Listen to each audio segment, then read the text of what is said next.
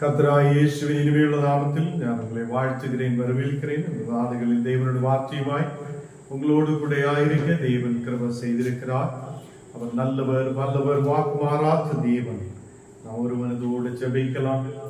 தேவன் நமக்காக பெரிய காரியத்தை செய்வார். நாம் ஜெபிக்கலாம். பரிசுத்த பிதாவை, நீக்கப்பா உம்மை துதிக்க, உங்களுடைய வார்த்தைகளை தியானிக்க நீர் எங்களுக்கு கிருபை செய்ததுக்காக ஸ்தோத்திரம். நீ நன்மை செய்த தேவன், நீர் எங்களை வழி நடத்துதவர், எப்போதும் பாதுகாக்குதவராய் இந்த தேசத்தில் எங்களை ஒரு நாளும் நல்ல விசுவாசத்தோடு நம்பிக்கையோடு வழி நடத்துதவராய் இருக்குதவைக்காக ஸ்தோத்திரம்.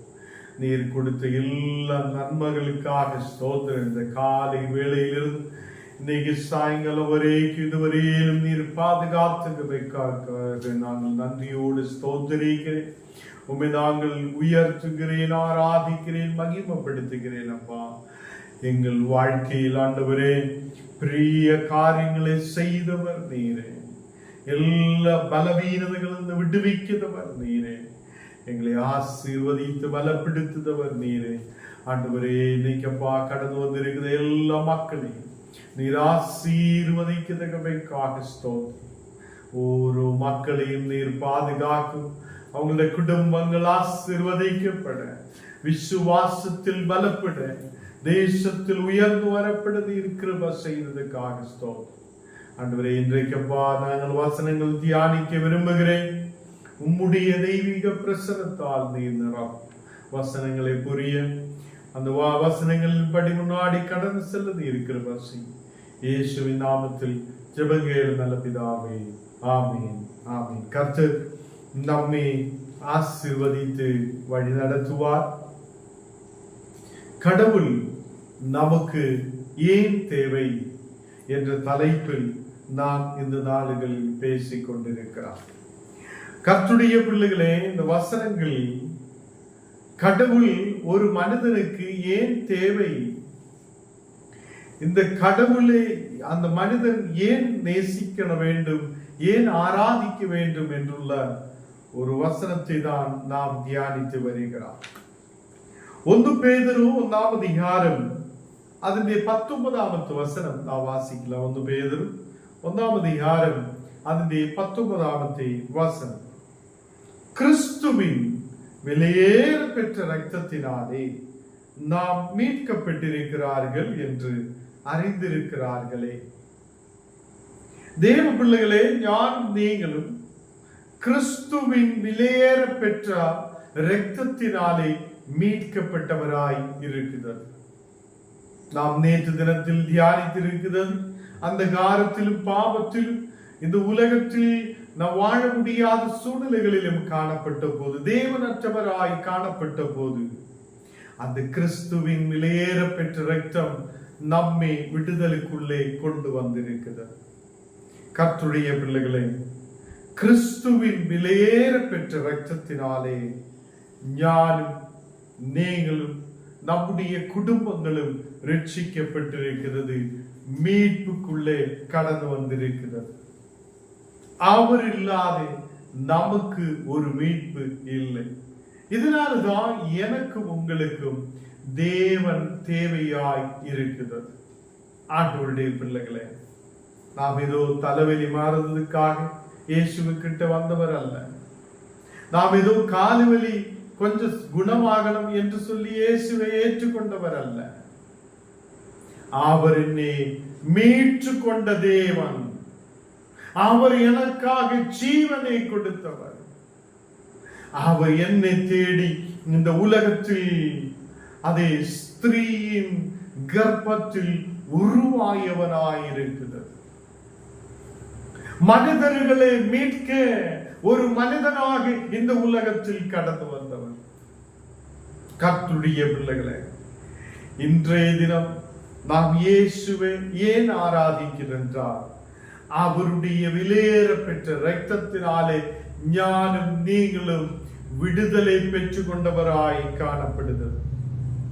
1 பேதுரு 1 அதிகாரம் அதனுடைய 17வது வசனம் வாசிக்கும் போது, அன்றையும் பட்சபாதம் இல்லாமல் அவனுடைய கிரியைகளின் படி நியாயம் தீர்க்கிறவர்களை நீங்கள் பிதாவாக தொழுது கொண்டு வருகிறபடியே இங்கே பரதேசிகளால் சஞ்சரிக்க அளவும் பயத்துடனே நடந்து கொள்ளுங்கள். இங்கே சொல்லப்படுகிற விஷயம், நாம் இந்த உலகத்தில் பரதேசிகளாய் இருக்கிறோம்.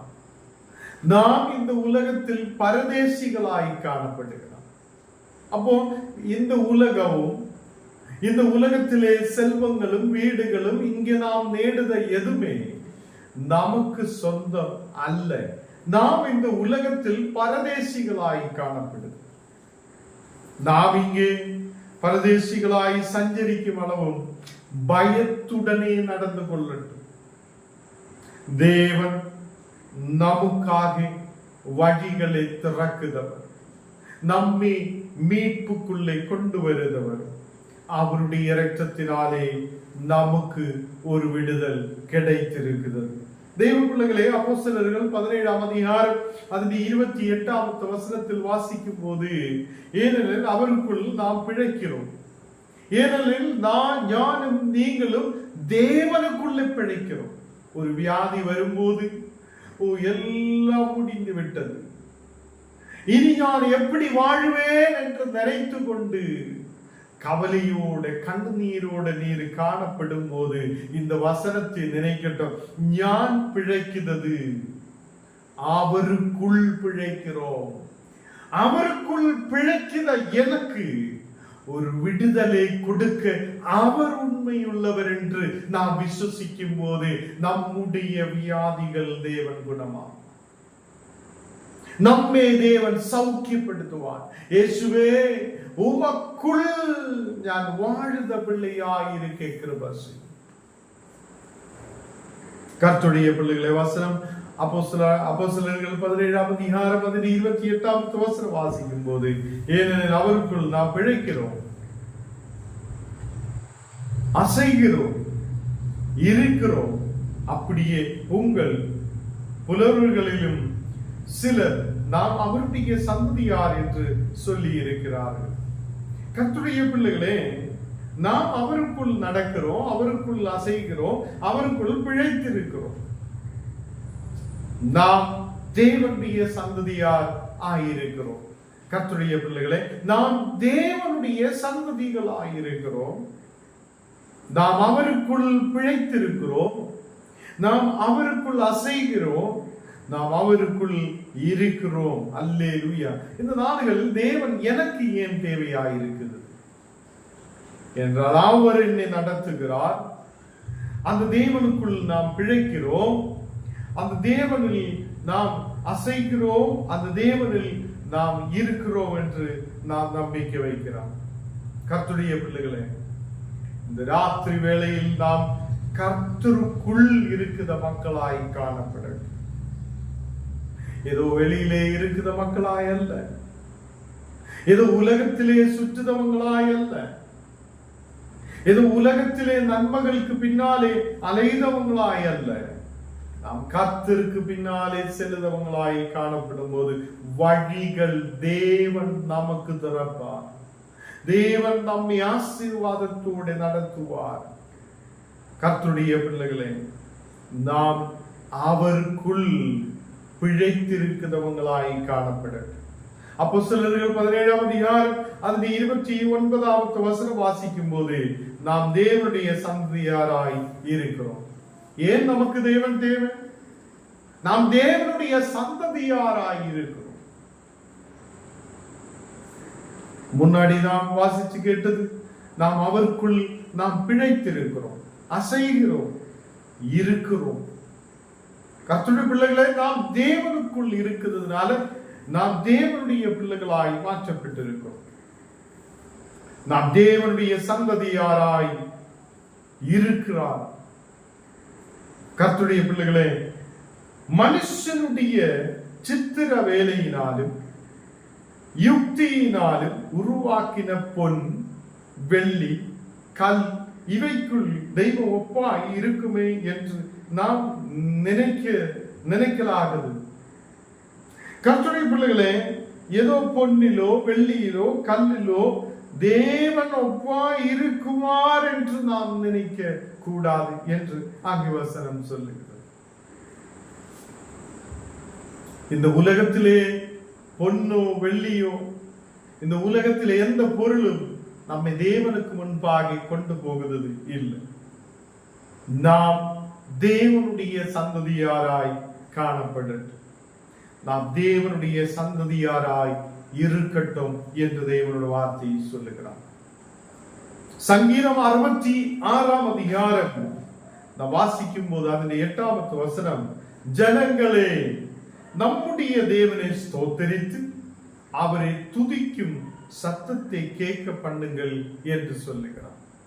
கர்த்தருடைய பிள்ளைகளே, நம்முடைய தேவனை ஸ்தோத்தரித்து அவரை துதிக்கும் சத்தத்தை கேட்க பண்ணுங்கள் என்று சொல்லுகிறார். அப்போ ஞானம் நீங்களும் தேவனுடைய சந்ததியாராய் மாற்றப்பட்டிருக்கிறது. நாம் தேவனுக்குள் இருக்கிற பிள்ளைகளாய் இருக்கிறோம். உங்க வீட்டுக்குள்ள துதிக்கும் சத்தத்தை நீங்க அதை சத்தத்தை கேட்க பண்ணத மக்களாய் காணப்படுது. இந்த வசனம் நாம் முன்னாடியும் சில விஷயங்களில் தியானித்து இருக்கிறார். கர்த்தருடைய பிள்ளைகளே, நம்முடைய வீடுகளுக்குள்ள ஸ்தோத்திர சத்தங்கள் எழும்பட்டும். இல்ல அதை காலையிலே எழும்பி ஏதோ சண்டை போட்டு எதுவும் ஆகலையே, எதுவும் கிடைக்கலையே, எதுவும் நமக்கு கிடைக்கலையேன்னு சொல்லி சண்டை போட்டுட்டே இருக்குதவங்களாய் அல்ல, ஸ்தோத்திரத்தை ஏறெடுக்கிற மக்களாய் காணப்படும். துதிக்கும் சத்தத்தை உன்னுடைய வீடுகளுக்குள்ள கேட்க பண்ணதவங்களாய் காணப்படும். காலையிலே எழும்பி குறை சொல்லி இருக்குதவங்களாய் அல்ல, காலையிலே எழும்பி ஏதோ மன கஷ்டத்தோடு உட்கார்ந்தவங்களாய் அல்ல, நாம் தேவனை ஸ்தோத்தரித்து அவரே துதிக்கும் சத்தத்தை கேட்க பண்ணதவங்களாய் நாம் காணப்படும். ஏனென்றால் நாம் தேவனுடைய சந்ததியாராய் காணப்படுகிறோம். முன்னாடி நாம் அந்தகாரத்தில் இருந்த போது, தேவன் அற்றவராய் இருந்த போது, நாம் தேவனை தெரியாதவங்களாய் இருந்த போது தேவனை ஸ்தோத்தரிக்க முடியாது இருந்திருக்கிறோம். தேவனை துதிக்கும் சத்தம் நம்முடைய வீடுகளுக்குள்ள இல்லாது இருந்திருக்கிறார். இன்னைக்கு நீங்க தேவனை அறிந்ததுக்கு அப்புறம் ஏன் நீங்க மௌனமாய் இருக்கிறார் என்று தேவன் கேட்கிறார். சில வீடுகளுக்குள்ள துதிக்கும் சத்தம் இல்லவே இல்லை. ஏதோ பெரிய வியாதி வரும்போது கர்த்தரே விடுவிக்குங்க, ஆண்டவரே என்னை காப்பாத்துங்க என்று சொல்லுற மக்கள் இருக்கிறார். ஏதோ கண்ணீரான சூழ்நிலைகள் வரும்போது மட்டும் ஆண்டவரே எனக்கு விடுதலை தார் என்று ஜெபிக்கிறவங்க இருக்கு. அப்படி அல்ல. நாம் எல்லா நாளும் தேவன் செய்த நன்மைகளை நினைத்து நினைத்து துதிக்கிற மக்களாய் நாம் காணப்படுகிறோம். ஏனென்றால் நாம் அவருக்குள் பிழைத்திருக்கிறோம். சங்கீதம் 66 அதிகாரம் அதில் 9வது வசனத்தில் சொல்லுகிறார், அவர் நம்முடைய கால்களை தள்ளாட ஒட்டாமல் நம்முடைய ஆத்துமாவை உயிரோடு வைக்கிறார். அல்லேலூயா. எத்தனை பேர் நம்பிக்கை வைக்கிறார்? நம்முடைய ஆத்துமாவை உயிரோடு வைக்கிற ஒரு தேவன் உண்டு. அல்லேலூயா. நம்முடைய கால்களுக்கு பலம் இல்லை என்றால் நீங்க நிற்க முடியாது. சில நேரத்தில் கால்கள் நமக்கு அருமையாய் இருக்குது என்று தெரியும். போன நாளுகளில் எனக்கு கொஞ்சம் காலு வலி வந்தாச்சு. ஒரு 15 நாள் எனக்கு நடக்க முடியாது, நிற்க முடியாத சூழ்நிலைகள். அந்த நாளுகளில் நமக்கு தெரிந்திருக்கிறார், ஓ காலு இல்லைன்னா ஒரு மனிதனுக்கு எவ்வளவு கஷ்டமாய், நடக்க முடியாத சூழ்நிலை, முன்னாடி போக முடியாத சூழ்நிலை. இங்க சங்கீதக்காரன் சொல்லுகிறார், உன் காலுகள் தள்ளாட விட்டான், உன்னுடைய காலுகள் அதை இடறிவிட அவர் அனுமதிக்க மாட்டேன், நீ தள்ளாடி கீழே விழ அனுமதிக்க மாட்டேன். நம்முடைய ஆத்துமாவை அவர் உயிரோடு வைத்திருக்கிற தேவன். அல்லேலூயா. அதனாலே கர்த்தராகிய தேவனை ஸ்தோத்திரியுங்கள்.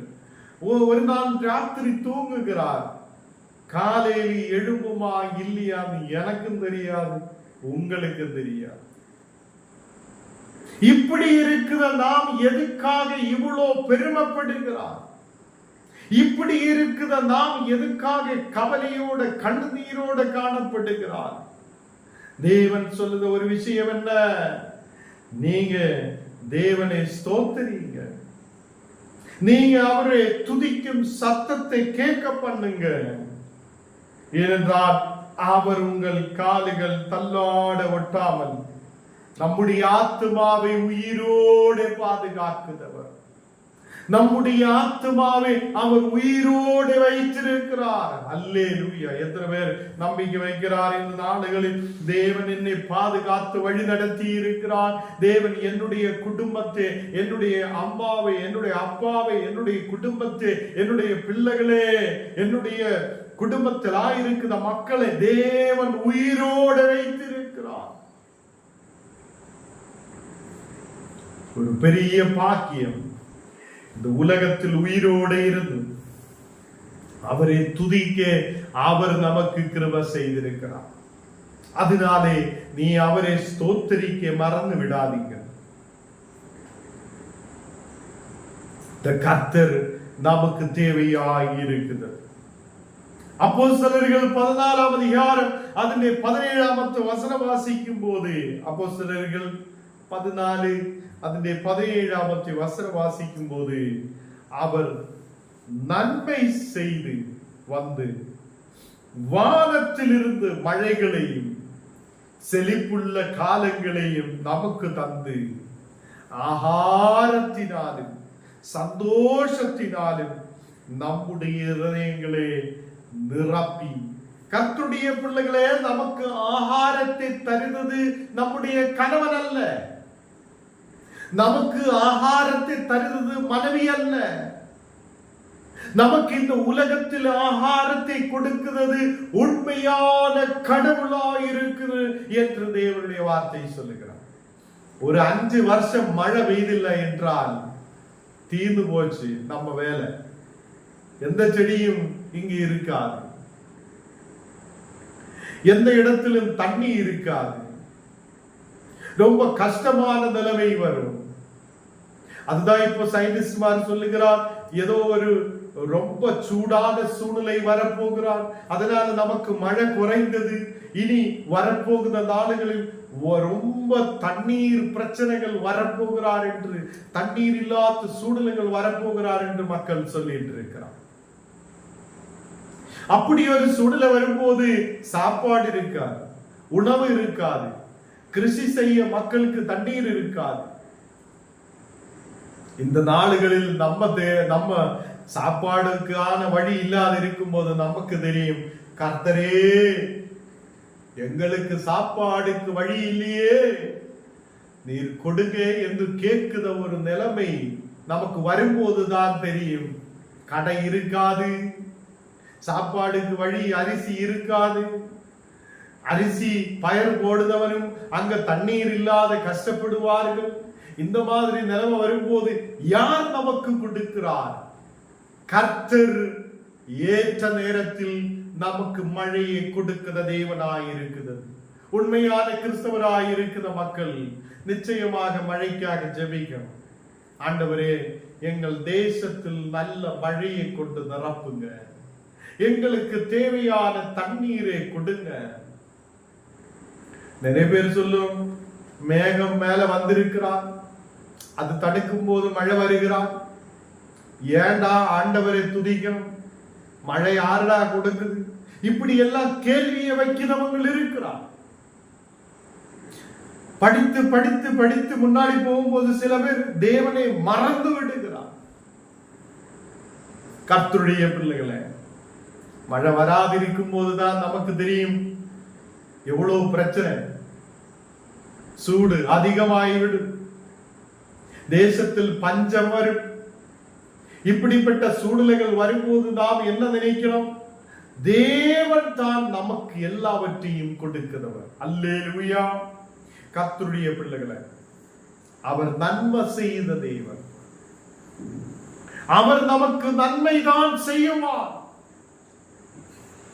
நாம் ஜெபிக்கணும், தேவனே எங்கள் தேசத்தை ஆசீர்வதிங்க, எந்த பஞ்சமோ பிரச்சனையோ இல்லாத எங்கள் தேசத்தை பாதுகாக்குங்க என்ற வசனம் சொல்லுகிறார். மழைகளையும் செழிப்புள்ள காலங்களையும் கொடுக்கிறவர் கர்த்தரே. அதனால எனக்கு தேவன் தேவையாயிருக்கிறது. உங்களுக்கு விசுவாசம் இருக்குதா இல்லையான்னு எனக்கு தெரியாது. கர்த்தருடைய பிள்ளைகளே, நாம் நம்பட்டும். நமக்கு நல்ல மழைகளையும் நல்ல செழிப்பான நாட்களையும் கர்த்தர் தான் நமக்கு கொடுக்கிறது. நமக்கு அதை எதுக்கு கொடுக்கிறார்? நல்ல ஆகாரத்தை தேவன் நமக்கு கொடுத்திருக்கிறார். சந்தோஷத்தால் தேவன் நம்மை நிரப்பி இருக்கிறது. சந்தோஷத்தினாலும் நம்முடைய இருதயங்களை நிரப்பி வழி நடத்துத ஒரு தேவன் உண்டு. இங்கே வசனத்தில் சொல்லுகிறார், இவ்விதமாய் அவர் தம்மை குறித்து சாட்சி விளங்க பண்ணாது இருந்ததில்லையே என்றார். இதுவரைக்கும் தேவன் நமக்கு மழை கொடுக்காமல் இருந்ததில்லை, சந்தோஷத்தை கொடுக்காமல் இருந்ததில்லை, ஆகாரத்தை கொடுக்காமல் இருந்ததில்லை. அவர் சாட்சி விளங்க பண்ணுத தேவன். அல்லேலூயா.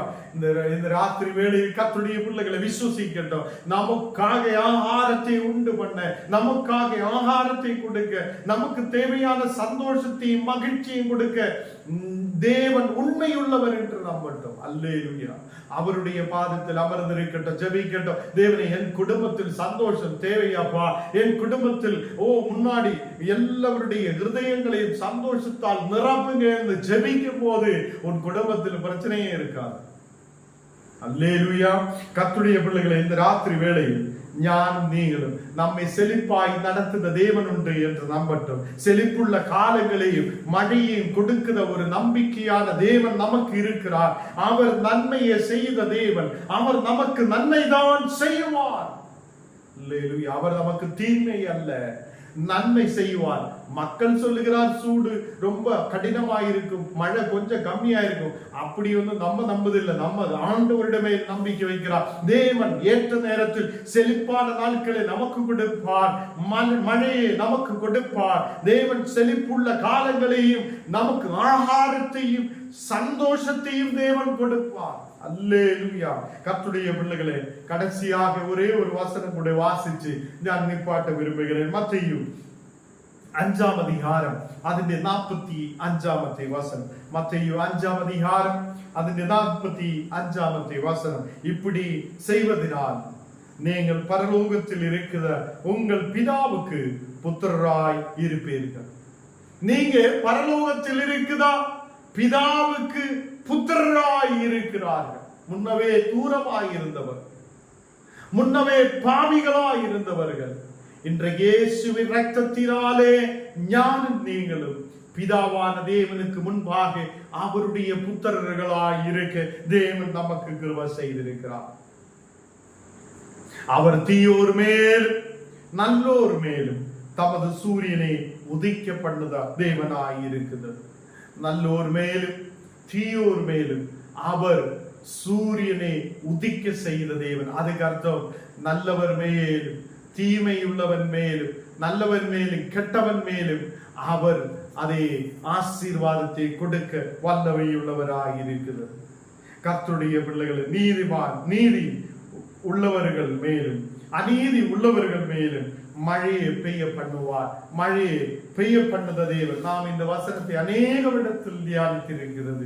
மழையை அவர் கொடுக்கும் போது நல்லவர் மேலும் தீயோர் மேலும் ஒரே மாதிரி மழையை கொடுக்குதா உண்மையான தேவன் அவரை. கர்த்தருடைய பிள்ளைகளை கண்ணுகளை மூடலாம், நாம் ஜெபிக்கலாம். தேவனே பரிசுத்த பிதாவே, இந்த ராத்திரி வேளையில முடி இறைத்துத்தான் நாங்கள் மீட்பு பெற்றவர்களாய் காணப்படுகிறார் என்ற வசனம் நீர் எங்களுக்கு கொடுத்திருக்கிறதற்காக ஸ்தோத்திரம். நீர் கொடுக்கிற ஆசீர்வாதங்களை குறித்து, நீர் எங்களை வழி நடத்தி இருக்கிறதை குறித்து இன்னைக்கு தியானிக்க நீர் கிருபை செய்ததுக்காக ஸ்தோத்திரம். ஆண்டவரே, நாங்கள் உயிரோடு இந்த தேசத்தில் இருக்கிறதே உன்னுடைய கிருபை அப்பா. எங்களுடைய பலனோ எங்களுடைய புத்தியோ எங்களுடைய ஞானமோ அல்ல, எங்களுடைய பெருமகள் அல்ல. தேவனே, நீர் எங்களுக்கு ஒரு நாள் கூட கொடுத்திருக்கிறதுக்காக ஸ்தோத்திரம். இனியுள்ள நாளுகளும் பாதுகாத்து எங்களுக்கு தேவையான ஆகாரத்தையும் எங்களுக்கு தேவையான சந்தோஷத்தையும் எங்கள் இருதயத்தில் நிரப்பினீர் வழி நடத்த உண்மையுள்ள தேவன் என்று நாங்கள் நம்பிக்கை வைக்கிறேன். இன்றைக்கு அப்பா வசனம் கேட்க கடந்து வந்திருக்கிற ஒவ்வொரு மக்களுக்காக ஜெபிக்கிறேன். விசேஷால் அந்த டயாலிசிஸ் செய்து கொண்டிருக்கிற அந்த மகனுக்காக ஜெபிக்கிறேன். ஆண்டவரே, அவனுடைய சரீரத்தின் மேல் இருக்கிற பலவீனங்கள் இயேசுவின் நாமத்தில் எடுத்து மாற்றட்டும். அவனுடைய சரீரம் குணமடையட்டும். இயேசுவின் இரத்தம் அவனுடைய மேல் இறங்கி வரட்டும். அவன் குணமடையப்படுபவனாய் மாற்றப்படட்டும். ஒரு நல்ல நம்பிக்கை உள்ள மகனாய் இருக்க. அநேக நாடுகள் தேவன் எச்சரிக்கை கொடுத்தது. அநேக இடத்தில் அவனுக்கு விடுதலை கொடுக்க தேவன் உண்மையுள்ளவராய் இருந்திருக்கிறது. இந்த நாடுகள் தேவனை என்னுடைய குறைவுகளை மாற்றி என்னுடைய வியாதிகளை குணமாக்கி நீர் என்னை வழி நடத்தும் என்று விசுவாசத்தோட சொல்லட்டும். நீ கர்த்தருக்குள் இருக்குது என்றால், தேவனுக்குள் விசுவாசத்தோடு இருக்கிறால் அவர் குணமாக்கி உண்மையுள்ளவராய் இருக்கிறது. ஆண்டவரே, இந்த நாடுகளில் அப்பா வியாதியோடு பலவீனதையோடு இருக்கிற ஓரோ மக்களையும் உம்முடைய கரத்தில் ஒப்புக்கொண்டிருக்கிறேன். எல்லா மக்களையும் நீர் ஆசீர்வதித்து பலப்படுத்தி வழி நடத்தும். எங்களை முற்றிலும் தாழ்த்தி ஒப்புக்கொண்டிருக்கிறேன். நீர் எங்களை ஆசீர்வதிக்கிறவராய், நீர் எங்களை வழி நடத்துகிறவராய் கூட இருக்குதற்காக ஸ்தோத்திரம். தேவனே, நல்லவரே, வல்லவரே, வாக்கு மாறாத்த தேவனே, எங்களை முற்றிலும் அர்ப்பணிக்கிறேன், ஒப்புக்கொண்டிருக்கிறேன். நீர் விடுதலை கொடுத்து ஆசீர்வதித்து வழி நடத்தும். இந்த நாடுகளில் மனக்கவலையோடு இருக்கிற மக்கள் உண்டு. குடும்ப சமாதானம் இல்லாது இருக்கிற மக்கள் உண்டு. ஒரு குடும்பங்களில் குடும்ப சமாதானம் உண்டாகட்டும். ஆண்டவரே, மன கவலைகளை நீர் மாற்றட்டும். திருமணத்துக்காக எதிர்பார்த்திருக்கிற மக்களுக்காக ஜெபிக்கிறேன். ஆண்டவரே, நல்ல திருமணங்கள் நடக்கப்பட ஏற்ற நேரத்தில் நல்ல துணைகளை கொடுத்து நீர் ஆசீர்வதிக்கிறதுக்காக ஸ்தோத்திரம். படிக்கிற பிள்ளைகளுக்காக ஜெபிக்கிறேன். நல்ல புத்தியும் ஞானத்தையும் கிருபைகளையும் கொடுத்து நீர் ஆசீர்வதிக்கட்டும். ஆண்டவரே, எங்களை முற்றிலும் தாழ்த்தி அர்ப்பணிக்கிறேன். எல்லா வியாதிகள் பலவீனங்கள் நீர் நீக்கி ஒரு நல்ல விடுதலை கொண்டு நிரப்பி நீர் வழி நடத்தும்.